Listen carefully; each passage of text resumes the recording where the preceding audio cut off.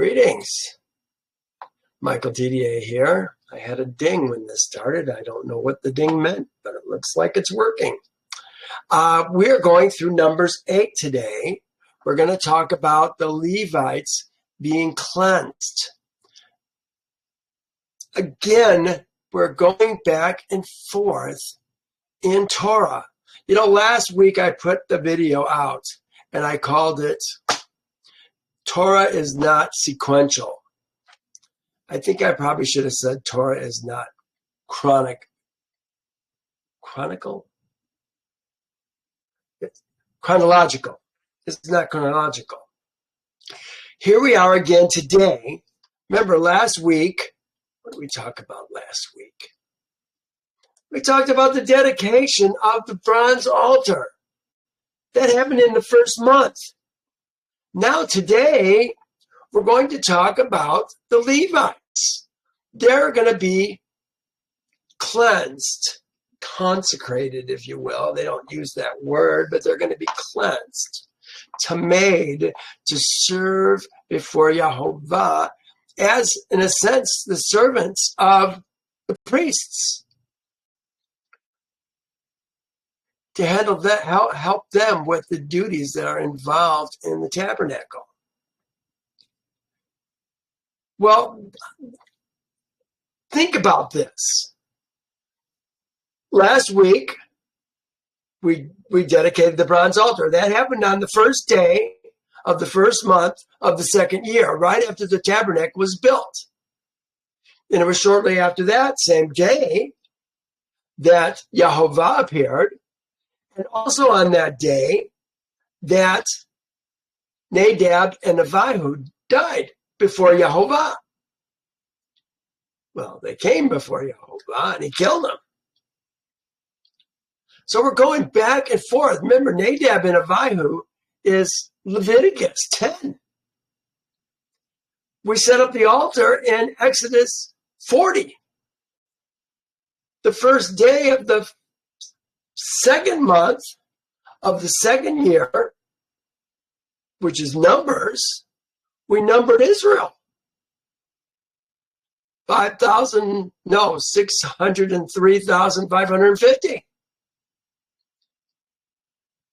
And then a couple chapters later, we separated the Levites from, well, the Levites weren't even counted, but then we counted the Levites. And then Yehovah let us know that he was going to choose the Levites to serve for him instead of the firstborn of Israel's seed. That's the second month. So now, here we are. We're finally cleansing the Levites to serve before Yehovah. And next week, we're going to go back to the first month, second year, 13th day, and we're going to talk about Passover. So we're going back and forth and back and forth. Why is this? Remember, when we saw in Yasher, it was all in chronological order. How come it's not in chronological order here? I wonder. I'm surprised that I hadn't noticed it in the past, that we were going back and forth like this. I almost thought that what we're going to talk about next week was the second Passover, but it's not. It's the first Passover, but they're going to talk about the second Passover also in it. So strange. And another thing to consider, while we're talking about going back and forth, is we didn't need the Levites to keep a real Passover. Didn't even need the priests to keep a real Passover. Where, because of a verse in Deuteronomy 16, some have gotten the idea that we can't keep a Passover anymore because we don't have a priesthood or a or Levites. Totally unnecessary. Didn't need them this year. Well, these are all things that we have to consider. You know, you read something, you got to think about what are the ramifications of what's actually going to be happening because of what we're reading. I'll give you an example of that as we go further into this portion today. For some reason, this chapter on the cleansing of the Levites starts with the lamps. Aaron lighting the lamps, the 7 lamps, shall give light in front of the lampstand. Well, that's the second verse. Jehovah spoke to Moses. Moses is in this color today because I want to keep track of that. I'm going to do the same thing with Aaron. Wait, I wasn't going to, but I'm going to do that anyway. There was just a couple places where Aaron's name is used. So here's the other one. And then down below. It says, speak to Aaron and say to him. So here's Jehovah speaking to Moses. I think he's standing in the holy place, right in front of the veil that separates the Holy of Holies from the holy place, speaking with Jehovah. And Jehovah tells him to speak to Aaron, say to him, when you arrange the lamps, the 7 lamps, which give light in front of the lampstand.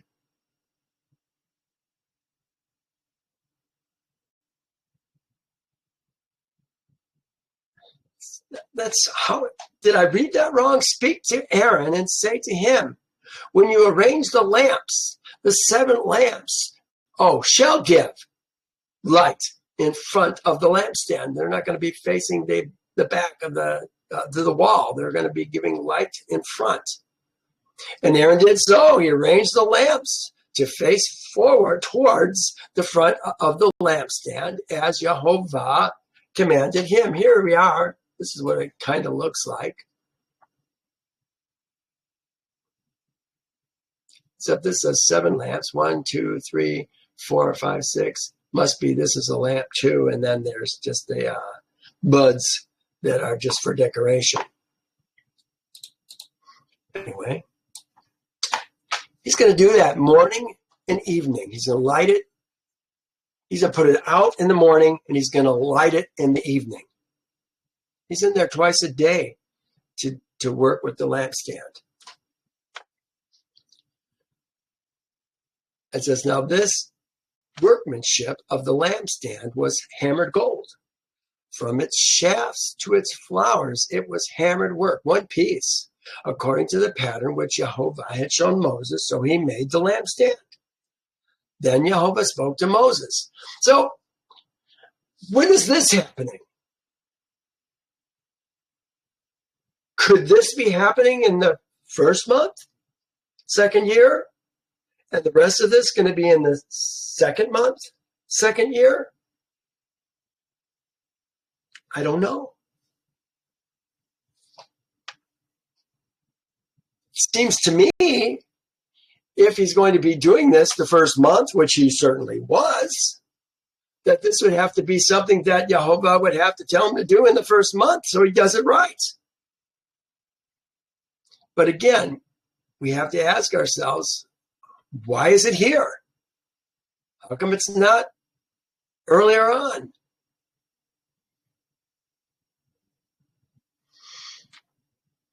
And again, when is this happening? Now he's going to switch gears. Take the Levites from among Israel's seed. Remember, when you talk about the children of Israel, we're not talking about ladies. We're not talking about all the men of Israel. Well, we are talking about all the men of Israel, but we're not talking about all the men who are with Israel.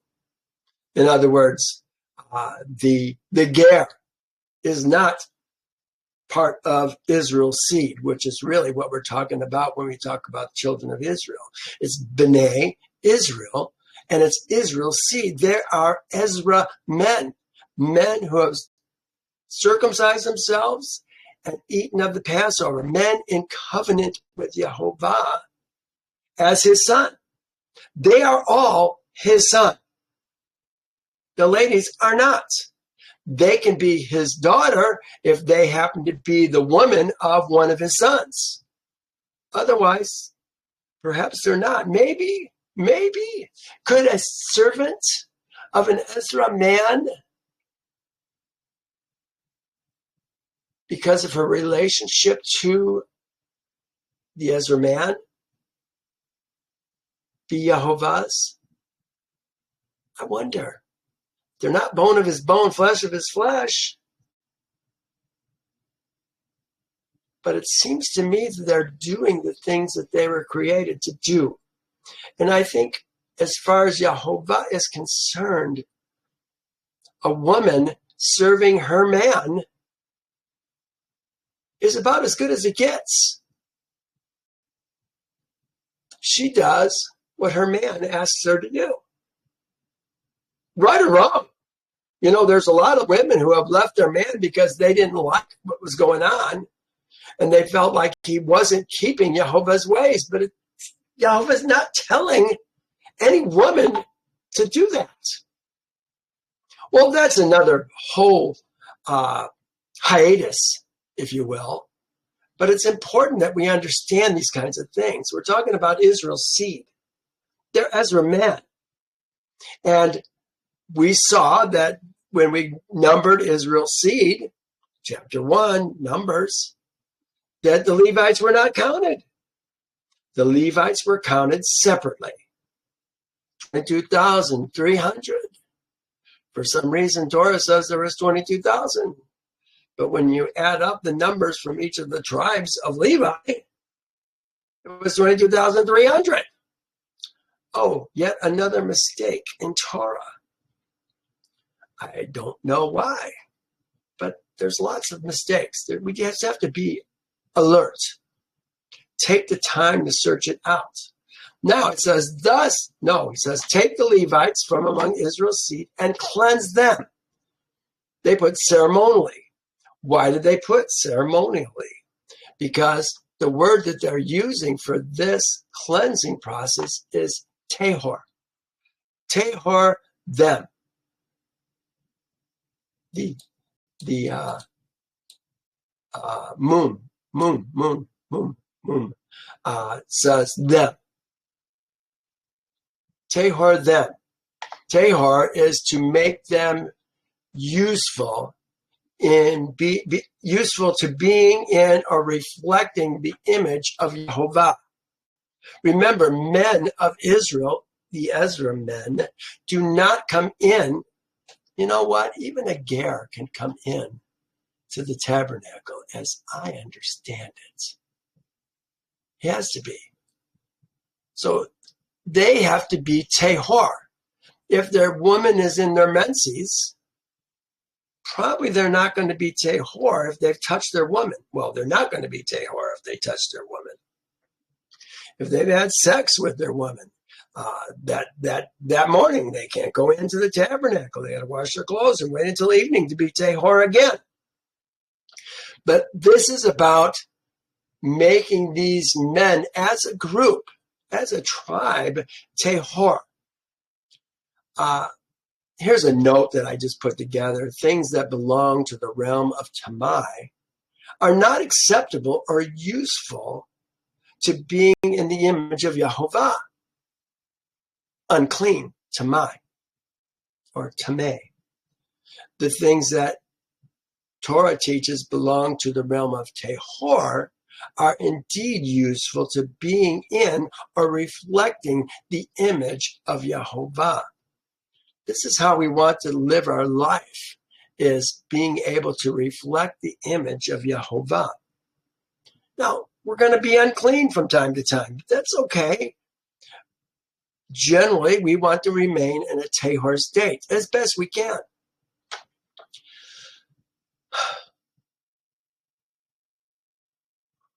Now he says, thus thou.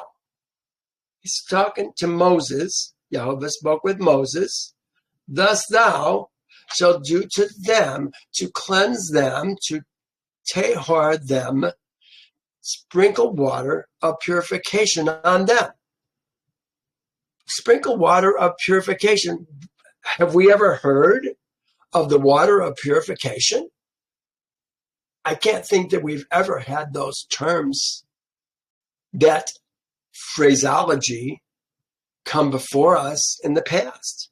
But this has to be coming from the laver, which is where the priests are going to wash their hands. Where else are we going to get this waters of purification?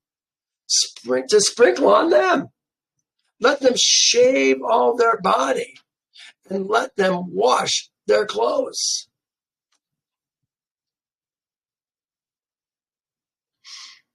But this appears to be the big picture. This is still Moses talking to, Yehovah talking to Moses. In fact, we're going to do that for just a bit here before we actually get the Levites in front of him. This is all telling them what they're going to do. He says, thus you shall do to them to cleanse them. Sprinkle the water of the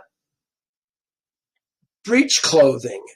It's the water of the kata or katat on them. It's the water of, well, what do they call it? The water of purification.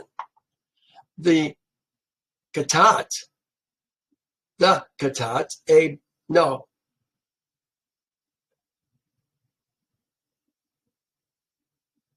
know what? Sprinkle, that's not that's part of the word. Yeah, that's part of the word. So let me fix this. You know, I'm always learning. I hope you see that in me, that I'm always willing to work it out so that I understand what it is that we're looking at. There it is. So the breech clothing water. I still use the I don't even know how to use it without having the word involved in it.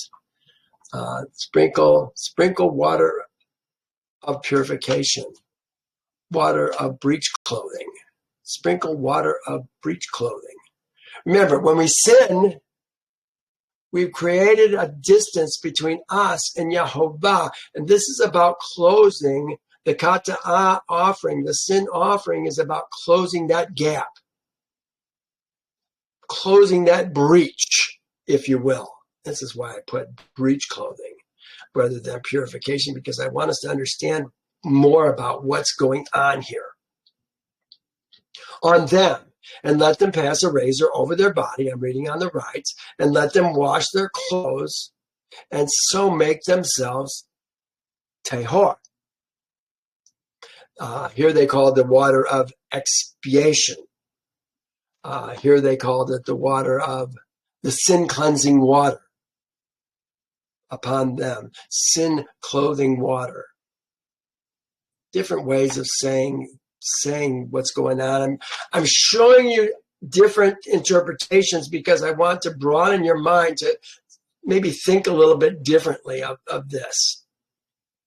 He goes on, let them take a young bull with its grain, with its minka, there is no offering, with its minka of fine flour mixed with oil.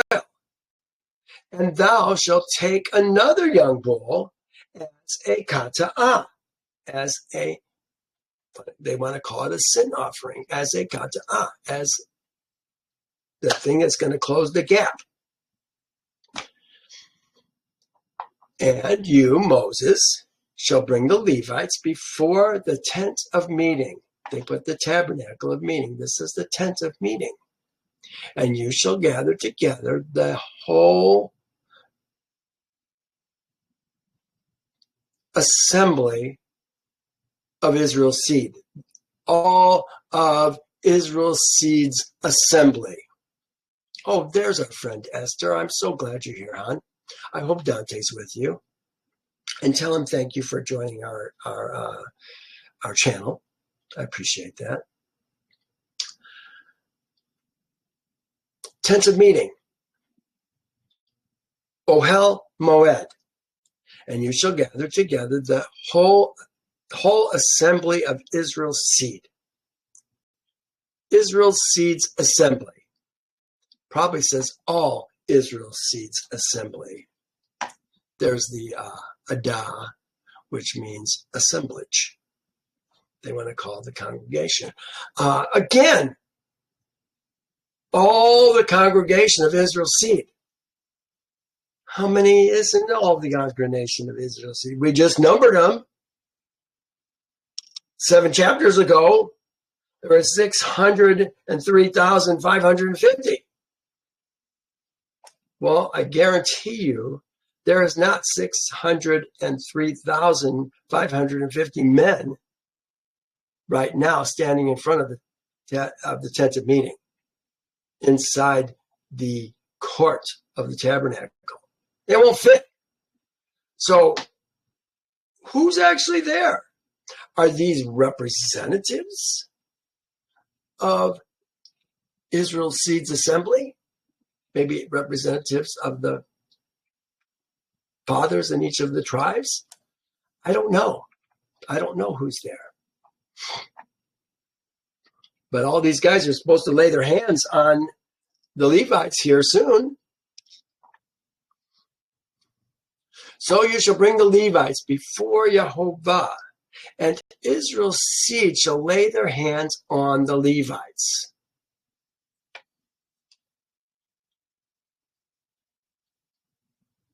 The Levites are Jehovah's. They are going to serve the priests. Here's what it said in Yasher. I believe this was Yasher. What's this? No, this was Numbers 3. Here's what it said.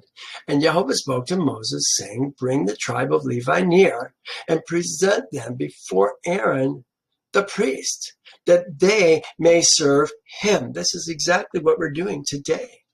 And they shall attend to his needs and the needs of all of Israel's seeds assembly, the whole congregation, Israel's seeds assembly, before the tabernacle of meeting, the tent of meeting, to do the work of the tabernacle. What was the work of the tabernacle? You know, we've got 22,300 Levites. I mean, just fitting them in the tent today would be difficult, wouldn't you think? 22,300. What kind of work did they do? Probably guarded the door. Probably helped men with their slaughters. And maybe cutting up, if they were doing an olah, cutting up the animal to be put on the fire by the priests. Remember, the Levites don't do that.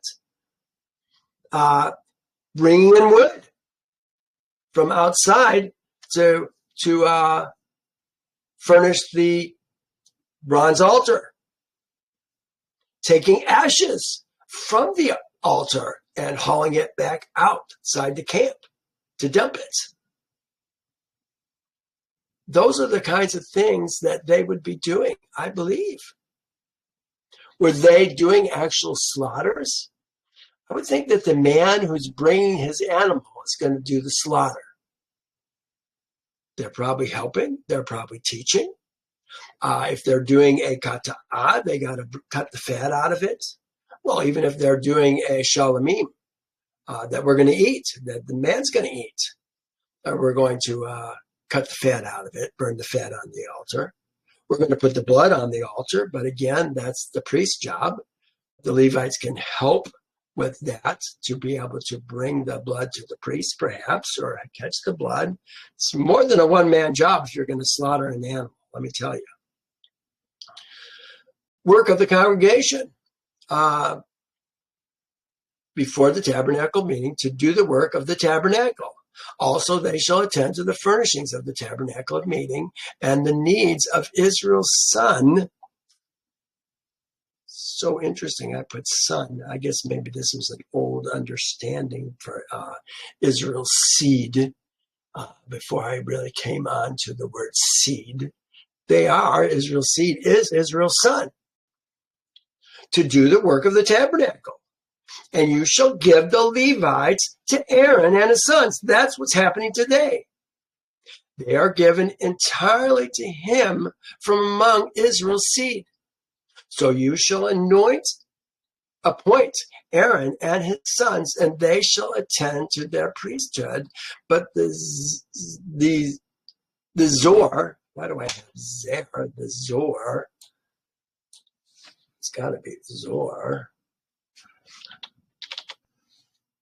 The outsider, those who live on the outskirts of the camp, who come near, shall be put to death. Who puts them to death? I wonder if the Levites are the ones who are going to stone them for coming near. Then Jehovah spoke to Moses, saying, Now behold, I myself have taken the Levites from among Israel's seed, instead of every firstborn who opens the womb among Israel's seed. Therefore the Levites shall be mine.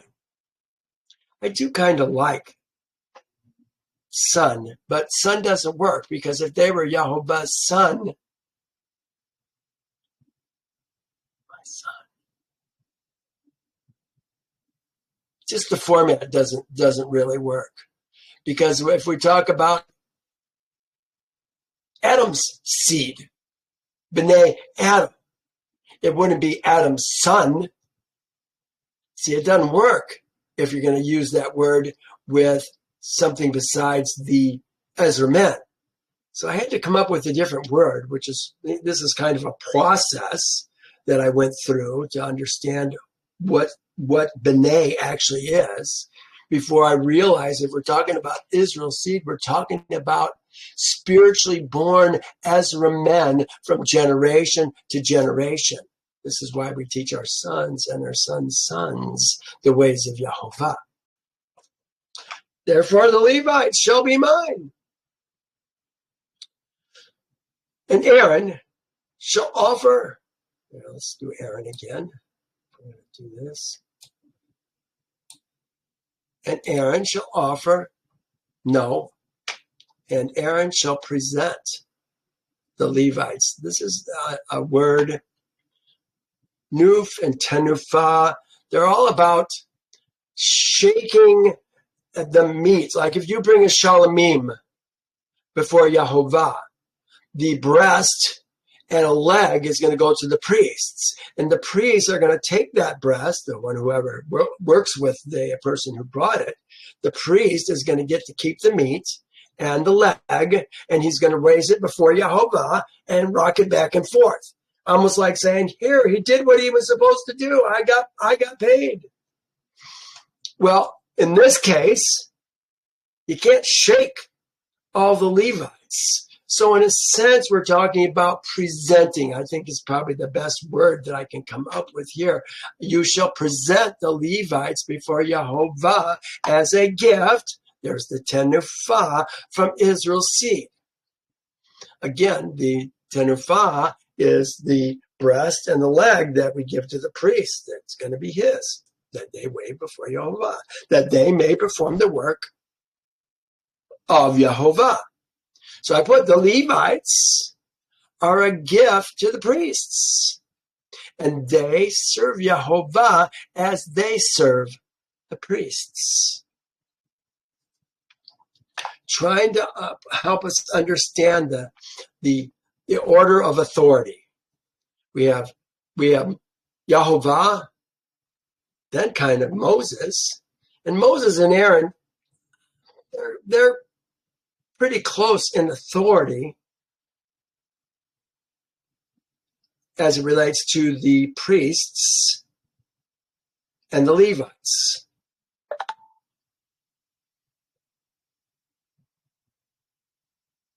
That's all I can say about that. The Levites shall lay their hands on the head of the young bull. This is the Levites. 22,300 Levites. Is everybody laying their hands on this head of the young bulls? Bulls, plural, because there's two, one for the kata'ah, one for the olah, the burnt offering and the sin offering. And you, this looks like it may be Aaron, shall present, no, shall, what's the word they use there? They use offer. It's asah, you shall make, thou shalt make one for a kata'ah, and the other for an olah, one for the sin, one for the burnt, as an offering for the Levites. So this appears to me that Aaron is the one who's actually going to put the meat, if you will, on the fire and put the blood around the altar, depending on, well, there, I guess that's going to happen with both of them. They're both going to put the blood on the altar. Or both bulls are going to have their blood put on the altar, is what I'm trying to say, as a covering for the Levites. Moses may have been the one who killed these animals. Is it possible? Who killed these animals? Was it Moses? Was it somebody that Moses designated to do this? You know, it says Moses put up the tabernacle in Exodus 40. But we know Moses did not put up the tabernacle all by himself. He was responsible to see that it was done. I think this is kind of where we're at today. You shall make one as a sin offering. Well, that's Aaron. And you shall stand the Levites.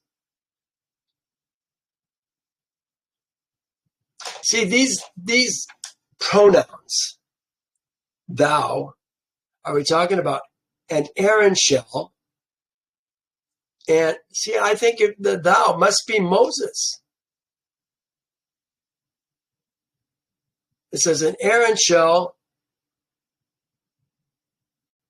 present the Levites. But now it doesn't say now, it says you. It says thou.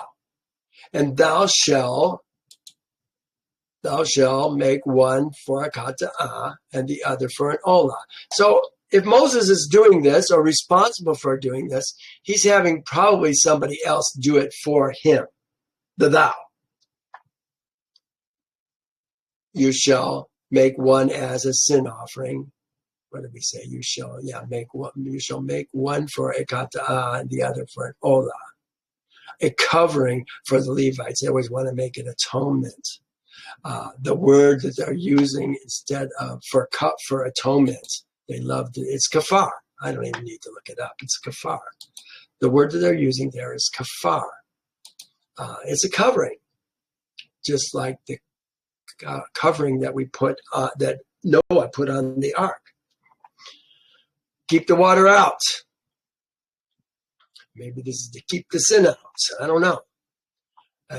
To burnt offering to Yehovah and atonement for the Levites. They put make in there again. All these extra words they want to add. And you, thou, shall stand the Levites before Aaron. So the thou has to be Moses, because here is before Aaron and his sons. And shall present them as a tenufah, as a, I did it the same as 11. Present them as a tenufah from Israel's seed, that they may perform the work of Yehovah. Kind of the same deal here. Thus, thou shalt separate. They put separate. What did I put? Thus, the Levites serve the priests, bring the tribe of Levi near, and present them before Aaron, the priest, that they may serve him. Thus you shall, I guess I didn't really translate this, separate the Levites from Israel's seed, from among Israel's seed, and the Levites shall be mine. You know, separate seems like a pretty good word. What it actually is. Thus you shall separate, here it is. Badal, divide, distinguish, differ. Now they said separate is in there too. I think that's okay. Let's just leave that the way it was. The Levites from among Israel's seed, and the Levites shall be mine. They're going to be Jehovah's, but their job is to serve the priests.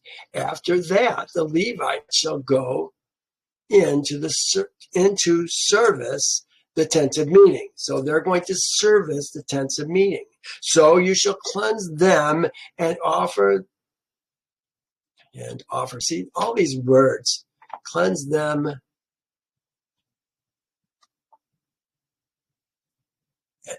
and present them as a brandished gift, a tenufah. Present them as a brandished gift. Again, look, Yehovah, here they are. These are for you.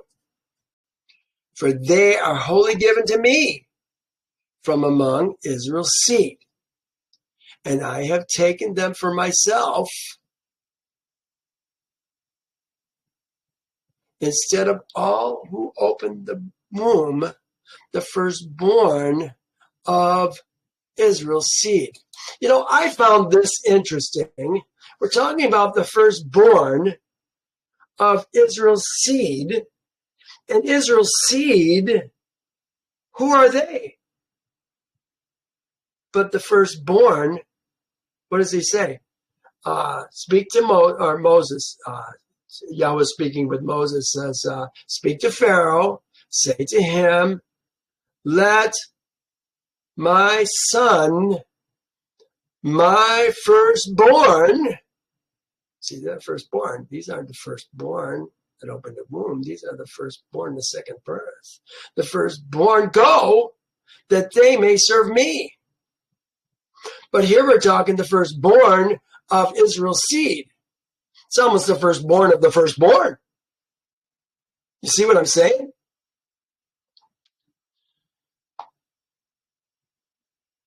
But this is what Numbers 3 was all about, taking the Levites instead of Israel's firstborn sons to serve him. I think I've got a verse that I even pulled aside for this. Oh, here it is right here. For all the firstborn among Israel's seed are mine, both man and beast. On the day that I struck the firstborn of the land of Egypt, I sanctified them to myself. He's talking about the firstborn that opened the womb. Here it says here, so it shall be when your son asks you in time to come, son, not your daughter, saying, what is this? That you shall say to him, by strength of hand, Jehovah brought us out of the land, out of Egypt, out of the house of bondage. And it came to pass, when Pharaoh was stubborn about letting us go, that Jehovah killed the firstborn, the Bekor, in the land of Egypt, both the firstborn of man and the firstborn of beast. Therefore now, it wasn't ladies. There were no firstborn ladies that were killed. Bekor is strictly men. Bekorah would be ladies. There were no Bekorah killed, only Bekor killed, a beast and man. Therefore I sacrifice to Jehovah all the males that opened the womb from the animals, but all the firstborn of my sons I redeem. Remember, 5 shekels of silver according to the shekel of the sanctuary. We do that on the 20th day of the month when we know that child is, dare I say, viable. Okay. I switched gears here. We'll go back. I think we were on 17 here. Yes. Okay. Both man and beast, on the day that I struck all the firstborn of the land of Egypt, I sanctified them to myself. And I have taken the Levites instead of all the stubborn, no, that's got to be wrong. There we go. And I have taken the Levites instead of all the firstborn, the Bekor of Israel's seed. And I have given the Levites as a gift to Aaron and his sons from among Israel's seed to do the work for Israel's seed in the tent of meeting, and to cover, how do I say that? And to, maybe I guess I don't have it there. And to cover, see, they put this extra word in there, and it's hard to deal with because it's not there. To cover Israel's seed, that there be no plague among Israel's seed when Israel's seed comes near to the holy, to the sanctuary. That's the word they're using there, the holy, the Kodesh. Look at how many times they use Israel's seed, Israel's seed. 1, 2, 3, 4, 5 times they use Israel's seed in one verse. Thus Moses and Aaron and all Israel's seed's assembly did to the Levites, according to all that Jehovah commanded Moses concerning the Levites. So Israel's seed did to them. And the Levites purified themselves, washed their clothes. Then Aaron presented them like a tenufah, the gift, before Jehovah. I don't think I have a note on that one. And Aaron made a covering for them to tahor them. This is what it's all about. They're making the covering so that they can now serve the priests. After that, the Levites went in to do their work in the tent of meeting before Aaron and his sons, as Jehovah commanded Moses concerning the Levites, so they did to them, for them. Then Jehovah spoke to Moses, saying, we're switching gears again. This is what pertains to the Levites. This is that which pertains to the Levites. A lot of translations say they have different words for pertains that I looked at this morning. Pertains is fine. From 25 years old and above, one may enter to perform the work of the tent of meeting. And at the age of 50 years old, they must cease performing this work. And they shall work no more. So at 50, we're going to stop working. Now, here's the thing. This is not a full-time job. There's 22,300 Levites. Age 50, look at this. They said 25 years old and above. Look what it says here. I said the priests served from 35 to 50. Or maybe, I put 35, 25. Let's fix that. 25 to 50. Or maybe 30 to 50. Look what it says. This is Numbers 4, 2 and 3. Take a census of the sons of Kohath, from among the children of Levi, by their families, by their father's house, from 30 years old and above, even to 50 years old. What's up with that?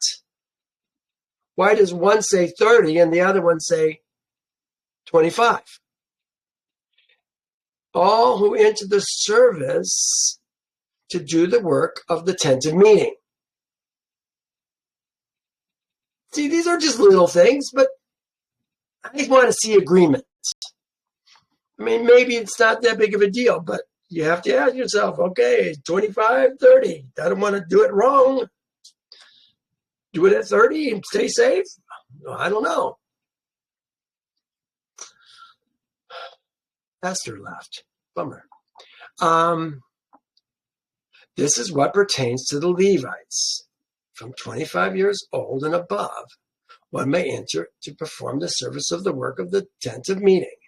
At the age 50, years old, 50 years, they must cease performing the work, and shall work no more. They may minister with their brethren in the tent of meeting to attend to the needs, but they shall do no work. Thus you shall do to the Levites regarding their duties. So again, I was saying we got 22,300 Levites. We're covering the shifts. Can you bring an offering 24 hours a day? If you can bring an offering 24 hours a day, you're not going to hardly do that with two priests, are you? You got Aaron and his two boys.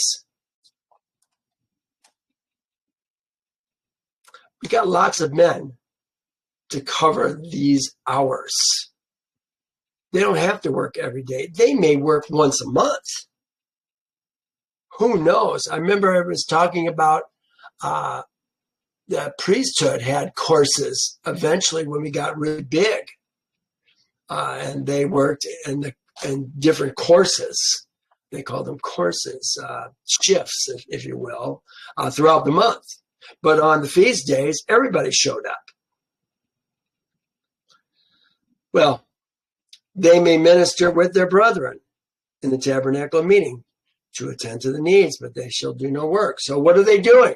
Is it educational that they're doing? Helping people, talking them through the process of perhaps slaughtering an animal?